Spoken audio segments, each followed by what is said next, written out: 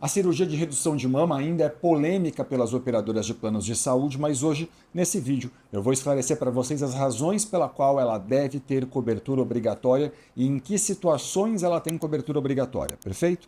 Eu sou Elton Fernandes, eu sou advogado especialista em plano de saúde, sou autor de livro jurídico, trabalho na área exclusivamente há muitos anos já e lido com casos como esse dentro do meu cotidiano e resolvi contar um pouquinho para vocês da minha experiência na liberação de procedimentos como esse. Vejam, as operadoras de planos de saúde alegam basicamente que esses são procedimentos estéticos e que, como seriam, em tese, na visão deles, estéticos os procedimentos, eles não teriam obrigação de cobertura. Por quê?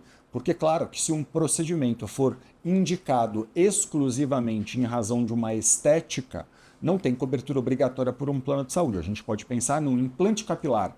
A gente pode pensar, por exemplo, numa cirurgia de correção da orelha de abano. Essas são questões exclusivamente estéticas e elas não têm cobertura pela operadora, mas isso não tem nenhuma relação com a cirurgia de mamoplastia redutora. E por que não tem nenhuma relação? Porque se o médico estiver indicando exclusivamente em razão de que essa mulher, por exemplo, ela não se sente confortável do ponto de vista estético, claro que isso vai cair dentro de uma ótica de exclusão do plano de saúde, mas as indicações que a gente vê na prática tomam em consideração, sobretudo, a anatomia dessa mulher, o peso da mama sobre as costas e, evidentemente, aí o risco que isso traz, sobretudo no médio e longo prazo, para essas mulheres de desenvolver alguns problemas. Algumas já até chegam aqui para fazer, por exemplo, buscando ajuda, já com esses problemas instalados. E aí, muitas vezes, você tem exames já fazendo a indicação. Ah, Elton, então eu preciso ter um exame mostrando o meu problema para fazer o pedido? Não necessariamente. O que é muito importante, contudo, é que haja uma conotação clara de que a indicação ao seu caso não seja estética. Por que a gente não precisa já ter um problema de saúde na coluna, por exemplo, para fazer a solicitação do procedimento cirúrgico? A gente não precisa disso porque a própria lei dos planos de saúde fala que os procedimentos visando, por exemplo, impedir o surgimento ou agravamento de doenças, eles têm cobertura obrigatória por um plano de saúde. Então, o que é preciso dar dentro do relatório médico é a conotação exata de que, embora ainda não esteja instalado, esse problema certamente advirá com o tempo. Olha, se eu mantiver essa mulher que tem uma mama muito volumosa nessa condição de saúde, ela já está sofrendo com dores, isso tende a evoluir, tende a agravar e, claro, a gente não tem que esperar o pior momento chegar para que você seja indicada para um procedimento cirúrgico. Então, a razão de indicação é sempre técnica. As operadoras de planos de saúde, elas fazem a seguinte interpretação da regra. Elas entendem que só devem cobrir o que está no rol da ANS. O que é o rol da ANS? É uma lista de procedimentos médicos que tem cobertura obrigatória por todo e qualquer plano de saúde. Essa lista até prevê, veja, essa lista até prevê a cobertura de mamoplastia. Mas ela prevê exclusivamente para duas situações muito específicas.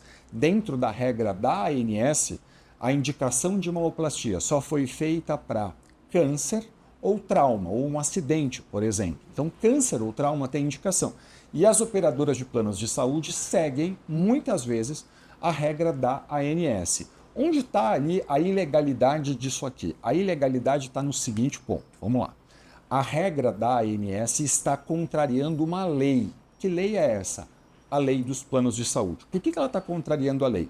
Porque a lei atualmente diz que todos os procedimentos com indicação técnica, respaldados em ciência, devem ser cobertos pela operadora de plano de saúde. Então, veja, a lei, que é muito maior do que a regra da ANS, a lei está aqui, a regra da ANS está aqui, ela está dando uma outra conotação. Ela está dizendo assim, esquece a regra da ANS. Não está na regra da ANS, mas o caso é científico, deve ter cobertura obrigatória. Na prática, o que acontece? Na prática, invariavelmente, essas mulheres são levadas a buscar a justiça para entrar com uma ação judicial a fim de solicitar a autorização do seu procedimento, já que a operadora de plano de saúde segue a regra da ANS. A ANS, ainda que você denuncie, não costuma colocar a mão dizendo que a operadora não está obrigada, já que na regra da ANS, como eu disse, só câncer e trauma, e essas mulheres ficam num limbo. O que é importante aqui vocês compreenderem é que a lei superior à regra da ANS tem previsão de cobertura de procedimento como esse, bastando que haja indicação técnica médica justificada. O que eu considero como um bom relatório médico? Um bom relatório médico para mim é aquele que vai contar a história pregressa, os problemas, então assim, essa mulher, ela tem X anos, ela tem tanto de altura, ela tem tanto de peso, ela usa, por exemplo, um sutiã do tamanho X, se for possível colocar esse tipo de conotação. Não precisa colocar foto, não precisa se expor, não precisa expor a sua intimidade para ninguém, isso é bobagem, ok? Conheço o plano de saúde que já fez esse tipo de requerimento e considero ele como assim, abusivo e ilegal. Esse relatório médico vai simplesmente contar a história pregressa, o que está acontecendo hoje para estar fazendo a indicação desse procedimento cirúrgico para essa mulher e, claro, muito importante, quais são os riscos que corre se não executar esse procedimento? Por que é muito importante a gente ter esse risco descrito dentro de um relatório médico?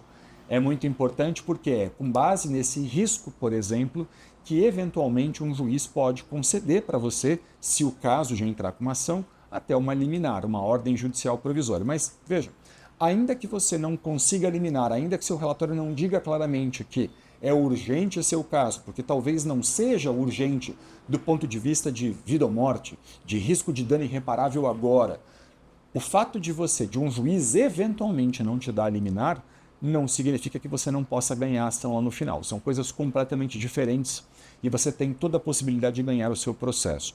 É muito importante, contudo, que você faça uma análise disso com um advogado experiente, especialista em plano de saúde, que tem habitualidade de participar desse tipo de processo, a fim de que ele possa analisar o seu caso, as suas particularidades e o seu relatório médico.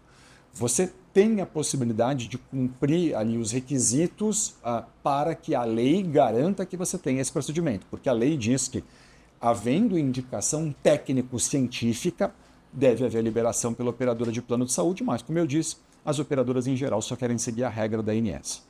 Não deixe de conversar sempre com um advogado especialista em plano de saúde. E olha, para mim é sempre um prazer poder interagir com vocês e eu estou à disposição nas redes sociais a fim de ouvir as histórias e poder aí orientar da melhor maneira possível. Eu espero que esse vídeo tenha sido útil a você.